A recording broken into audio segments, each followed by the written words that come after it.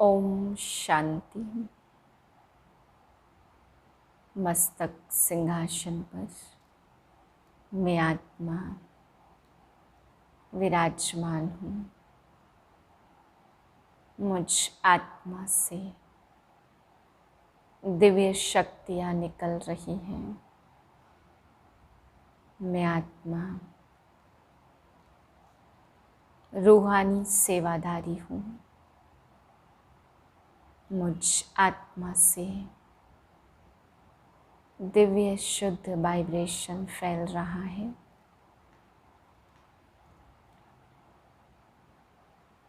मैं आत्मा इस शरीर से अलग एक दिव्य ज्योति हूँ। इसी स्मृति में आज के महावाक्य सुनते हैं। 13/4/2022 के महावाक्य हैं। आज बाबा कहते मीठे बच्चे ग्रस्त व्यवहार में रहते कमाल कर दिखानी है।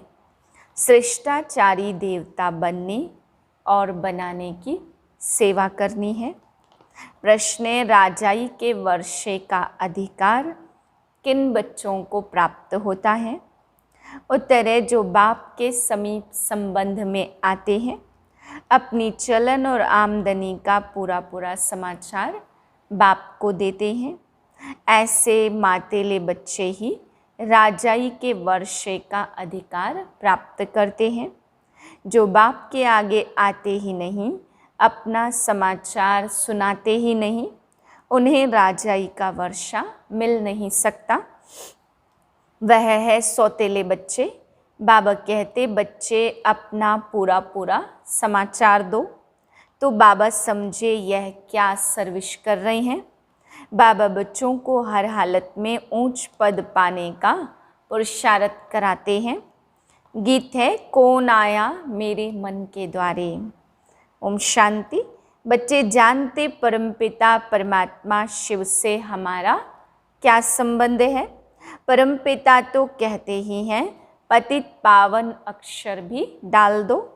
दिल में है कि पतित पावन परमपिता परमात्मा शिव से हमारा संबंध बाप का है। बाप कहते मैं बच्चों के सामने प्रत्यक्ष होता हूँ। बाप बच्चों से ही रूह रिहान करते, मिलते जुलते। जो बात समझाई जाती वह फिर औरों को समझानी है। अभी तुम जगत अम्बा और जगत पिता को भी जानते हो। शिव को जगत पिता नहीं कहेंगे क्योंकि जगत में प्रजा है, इसलिए प्रजापिता ब्रह्मा और जगत अम्बा कहा जाता। अम्बा सारे जगत की, तो इससे सिद्ध हुआ वह रचयिता है। यह भी समझ चाहिए। मनुष्य तो सब परमात्मा को याद करते परंतु जानते नहीं हैं। तुम अब परमपिता परमात्मा जगत अम्बा को प्रजापिता ब्रह्मा को जानते हो। उनकी आए संतान बने हो। लौकिक माँ बाप तो सबको हैं, उनको जगत अम्बा जगत पिता नहीं कहेंगे। जगत अम्बा जगत पिता होकर गए हैं, इस समय फिर तुम आकर उनके बने हो। फिर से हिस्ट्री ज्योग्राफी रिपीट हो रही है। तुम जानते हो हम अब बाप से वर्षा ले रहे हैं। बाप है स्वर्ग स्थापन करने वाला, जिसमें लक्ष्मी नारायण का राज्य था। तुमको भी बादशाही मिली थी, अब फिर से तुम ले रहे हो। तो तुमको पूछना चाहिए परमपिता परमात्मा को जानते हो। यह बात ऐसी है जो समझते हुए भी भूल जाते। अपने आप को भूल, माता पिता को भूल, वर्षा गवा देते हैं। यह है ही युद्ध स्थल। तुम इस समय माया पर जीत पाने के लिए युद्ध के मैदान पर खड़े हो। जब तक अंत ना आए तो लड़ाई चलती रहेगी। उस लड़ाई वाले भी जानते अगर हम चाहें तो सेकंड में सबको उड़ा दे। अभी तो एक दो को हथियार देते रहते, कर्जा देते रहते। अगर कोई मार दे तो कर्जा खत्म हो जाएगा। बाबा भी अखबार पढ़ते हैं, बच्चों को भी अखबार पढ़कर उनसे सर्विस करनी चाहिए।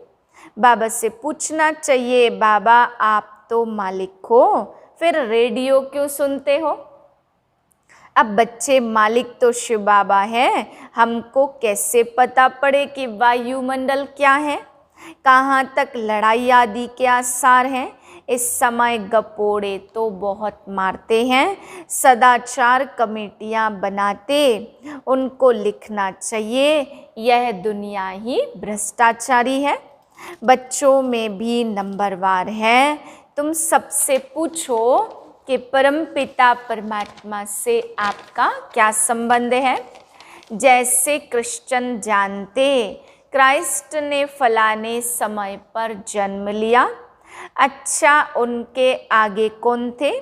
लक्ष्मी नारायण को राज्य किए कितना समय हुआ? इस समय आदि सनातन देवता धर्म वाले ही धर्म भ्रष्ट कर्म भ्रष्ट हो गए हैं। शास्त्रों में ही लाखों वर्ष कह दिया, अब तुम सुजाग हो गए हो, फिर औरों को भी सुजाग करना है। तुम जानते हो शिव हमारा बाप है, प्रजापिता ब्रह्मा और जगत अम्बा भी हमारे मम्मा बाबा हैं। फिर पूछा जाता लक्ष्मी नारायण को सतयुग का वर्षा कहाँ से मिला? 5000 वर्ष हुआ, मिला था, अब नहीं है, अब मिल रहा है। अब हिस्ट्री रिपीट हो रही है। अब सभी को बाप का संदेश कैसे दे? क्या घर घर में ढिंडोरा पीटे? अच्छा बोर्ड भी तुम लगा सकते हो, क्योंकि तुम हो मास्टर अविनाशी सर्जन। परमपिता परमात्मा है निराकार। अब यह तो कोई जानते नहीं कि शिव बाबा ने किसके शरीर में जन्म लिया। ऐसे भी नहीं कह सकते कि कृष्ण के शरीर में प्रवेश कर जन्म लिया। यह तो तुम नंबरवार जानते हो कि वह हमारा परमपिता भी है और हमारा टीचर भी है। हमको बहुत अच्छी शिक्षा दे रहे हैं। बाबा फिर से कल्प बाद आकर के मिले हैं, समझते हो, पक्का पक्का निश्चय भी है। फिर घर जाते ही वह नशा उड़ जाता। घर ग्रस्त में रहते, धंधे धोरी में रहते, कहाँ तक नशा रहता? यह तो जरूर बाप को लिखना चाहिए, परंतु बच्चे बाप को पूरा समाचार देते नहीं हैं। तुम बच्चे बाप को पूरा जानते हो तो बाप को भी तुम्हारा पूरा मालूम होना चाहिए। जबकि वह तुम्हारा दादा है तो उनको तुम्हारी चलन और आमदनी का पूरा पूरा मालूम होना चाहिए, तब तो मत देंगे। तुम कहेंगे शिव बाबा तो अंतर्यामी है, परंतु यह ब्रह्मा कैसे जाने? कोई तो बाबा के आगे आते ही नहीं, इसलिए समझा जाता यह तो सौतेले बच्चे हैं, तो राजाई का वर्षा पा नहीं सकेंगे। अगर श्रीमत पर चलना है तो पूरा समाचार देना है। बच्चे भी बाप का सब कुछ जान लेते, बाप को भी समाचार देना चाहिए। यह है हमारा रूहानी ग्रस्त व्यवहार का संबंध। यह है रूहानी परिवार, सुप्रीम रूह से सभी आत्माओं का संबंध है ना। सबसे यह प्रश्न पूछो कि तुम इन लक्ष्मी नारायण को जानते हो, परमपिता को जानते हो? तुम सतयुगी श्रेष्ठाचारी देवी देवताओं को जानते हो?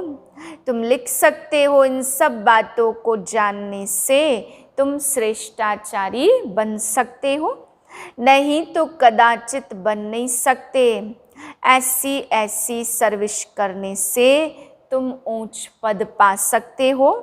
भ्रष्टाचारी को श्रेष्ठाचारी बनाना यह तुम्हारा धंधा है, तो क्यों नहीं बोर्ड लगाते हो? स्त्री पुरुष दोनों इस सर्विस पर हैं। बाबा डायरेक्शन देते, परंतु बच्चे फिर भूल जाते, अपने ही धंधे में लग जाते हैं। सर्विस जो करनी है वह करते ही नहीं है, ना पूरा समाचार देते, ना बोर्ड लगाते। बोर्ड नहीं लगाया, सर्विस नहीं की तो समझेंगे देह अभिमान बहुत है। मुरली तो सब सुनते हैं, बाबा क्या कहते, अनेक मत मिलती है।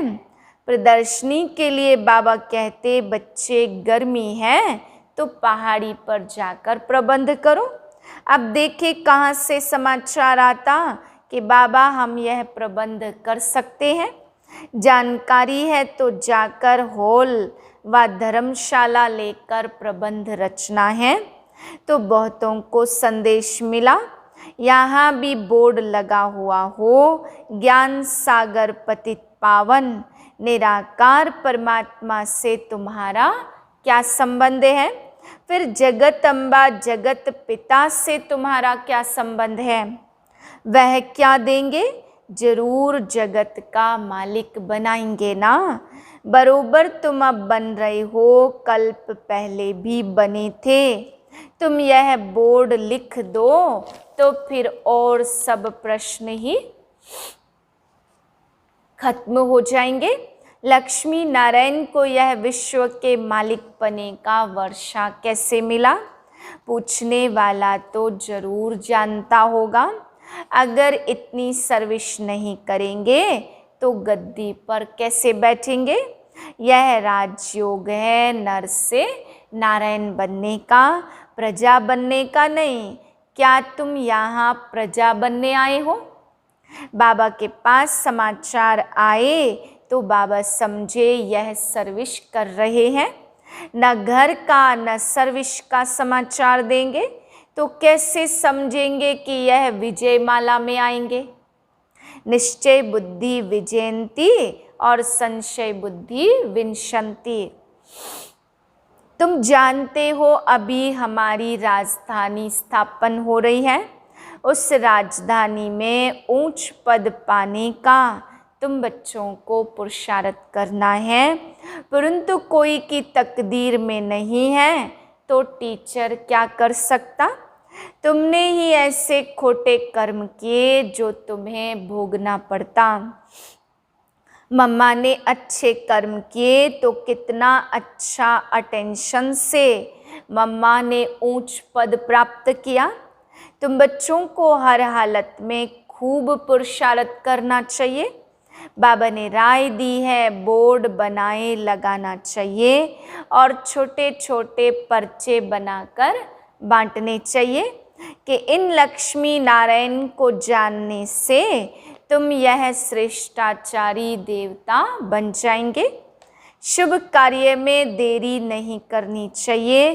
तुम मीठे मीठे बच्चों को बहुत सर्विस करनी चाहिए। ग्रस्त व्यवहार में रहते कमाल कर दिखानी है, कब छोड़ने का ख्याल नहीं करना है। तुम जानते हो बाबा हमको ब्रह्मा द्वारा सिखला रहे हैं। शिव बाबा भारत में आया है तो क्या निराकार आया, कैसे आया, क्या किया, कोई को पता नहीं है। शिवरात्रि मनाते जरा भी पता नहीं है। परमात्मा आते ही हैं पावन बनाने। बाबा कहते कोई भी बात में मूंझते हो तो पूछो बाबा हमको यह बात समझ में नहीं आती।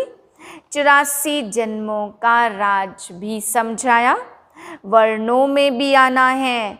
तुम यह धारणा करते हो बरोबर हमने ऐसे 84 जन्म लिए, अब फिर से हम सूर्यवंशी बनते हैं। जितना जो पुरुषार्थ करेगा उतना ऊंच पद पाएगा। कितनी सहज बात है, फिर भी बुद्धि में बैठता नहीं है तो आकर पूछो बाबा हम इस समझाने में मूझते हैं। पहले पहले अल्प का परिचय देना है। यह बोर्ड सब लगा दे, इस नॉलेज से तुम सदा सुखी श्रेष्ठाचारी बन जाते हो। यह अच्छा है ना, टेम्पटेशन होगा, क्यों ना ऐसी बात जाकर समझे। बाबा सर्विस से समझ जाएंगे कि कौन कौन सच्चा बच्चा है, तो अटेंशन देते वही माला का दाना बनेंगे। करके दिखाना है। तुम प्रैक्टिकल सम्मुख बैठ सुन रहे हो, बाकी बच्चे मुरली द्वारा सुनेंगे। यह सब समझने की बातें हैं। परमात्मा बाप भी है तो फिर पतित से पावन बनाकर ले जाते तो गुरु हो गया। सृष्टि के आदि मध्य अंत की नॉलेज शिक्षक बनकर पढ़ाते हैं तो तीनों हो गए ना, परंतु बहुत बच्चे भूल जाते हैं। बुद्धि से वह नशा निकल जाता है, नहीं तो स्थायी खुशी रहनी चाहिए। अच्छा, मीठे मीठे सिक्के लदे बच्चों प्रति माता पिता बाप दादा का याद प्यार और गुड मॉर्निंग। रूहानी बाप की रूहानी बच्चों को नमस्ते। हम रूहानी बच्चों की रूहानी बाप को नमस्ते। धारणा के लिए है पहली पॉइंट, विजय माला का दाना बनने के लिए अपने ऊपर पूरा अटेंशन देना है। श्रेष्ठाचारी बनने और बनाने की सेवा करनी है। दूसरी पॉइंट, कोई भी ऐसा खोटा कर्म नहीं करना है जिसकी भोगनी पड़े। बाप की राय पर कदम कदम चलना है। वरदान है अपनी आकर्षणमय स्थिति द्वारा सर्व को आकर्षित करने वाले रूहानी सेवाधारी भाव। रूहानी सेवाधारी कभी यह नहीं सोच सकते कि सेवा में वृद्धि नहीं होती या सुनने वाले नहीं मिलते। सुनने वाले बहुत हैं, सिर्फ आप अपनी रूहानी स्थिति आकर्षणमय बनाओ। जब चुंबक अपनी तरफ खींच सकता तो क्या आपकी रूहानी शक्ति आत्माओं को नहीं खींच सकती? तो रूहानी आकर्षण करने वाले चुंबक बनो, जिससे आत्माएं स्वतः आकर्षित होकर आपके सामने आ जाएं। यही आप रूहानी सेवाधारी बच्चों की सेवा है। स्लोगन है, समाधान स्वरूप बनना है तो सबको स्नेह और सम्मान देते चलो। मातेश्वरी जी के अनमोल महावाक्य, परमात्मा एक है, बाकी सर्व मनुष्यात्माएं हैं। अब यह सारी दुनिया जानती परमात्मा एक है और वो सर्वशक्तिमान है, जानी जाननहार है। ऐसे तो सारी दुनिया खुद भी कहती कि हम परमात्मा की संतान हैं। परमात्मा एक है, भल कोई धर्म वाला हो वो भी परमात्मा को ही मानते हैं। वो भी अपने को परमात्मा द्वारा भेजा हुआ संदेशवाहक समझते। ऐसे ही संदेश लेकर अपने अपने धर्म की स्थापना करते। जैसे गुरु नानक ने भी परमात्मा की इतनी बड़ाई की। एको ओमकार सतनाम।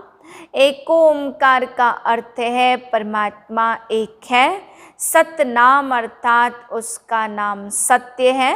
तो गोया परमात्मा नाम रूप वाला भी है, अविनाशी भी है और अकाल मूर्त भी है। तो फिर कर्ता पुरुष भी है। मानो वो खुद अकर्ता होते हुए भी कैसे ब्रह्मा तन द्वारा कर्ता पुरुष बनता है। अब यह सारी महिमा एक परमात्मा की है। अब मनुष्य इतना समझते हुए फिर भी कहते ईश्वर सर्वत्र है।